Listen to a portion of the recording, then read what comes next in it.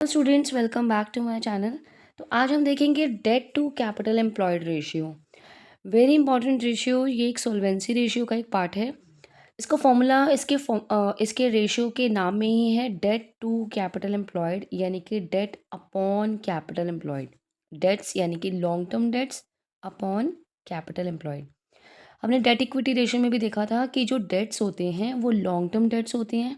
Long term dates को दो parts में डिवाइड है, long term borrowings and long term provisions.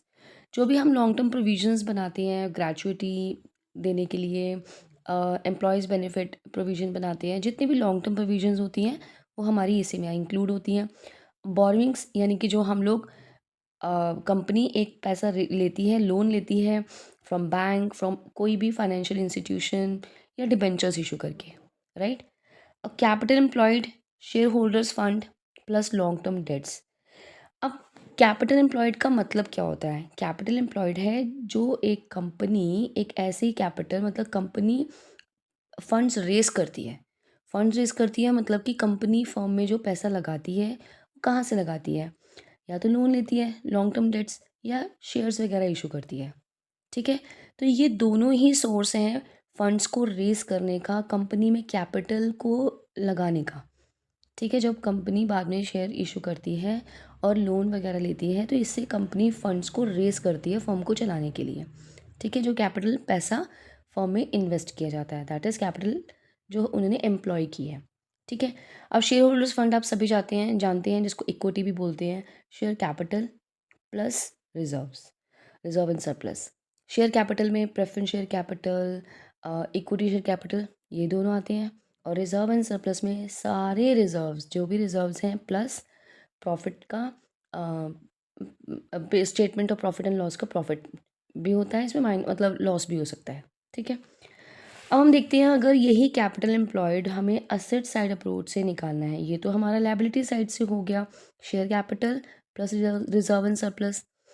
Asset side approach से अगर हम निकालेंगे तो हम देखेंगे हमारी बिजनेस में, हमारे फर्म में जो भी नॉन करंट एसेट्स हैं वो कितनी है, प्लस वर्किंग कैपिटल।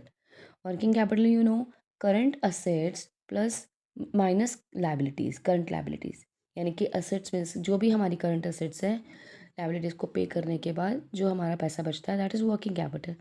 तो वो अगर हम नॉन करंट असेट में ऐड कर देंगे तो वो भी कैपिटल एम्प्लॉयड है, right.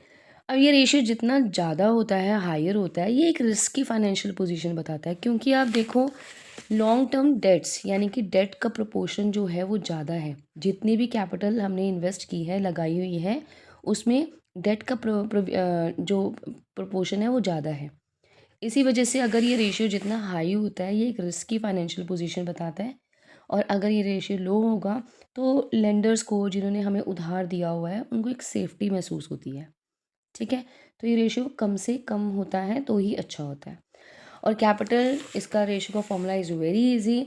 Date to capital employed, debt upon capital employed. Capital employed जो पैसा है लगाया हुआ है, कहाँ से लिया है? लोन से लिया है, लॉन्ग टर्म डेट्स और शेयर होल्डर्स फंड, इन दोनों को ऐड करेंगे तो हमारे पास कैपिटल एम्प्लॉयड आ जाएगा। ये वही पैसा है जो एक बिजनेस बाहर से रेस करती है, फंड्स रेस करती है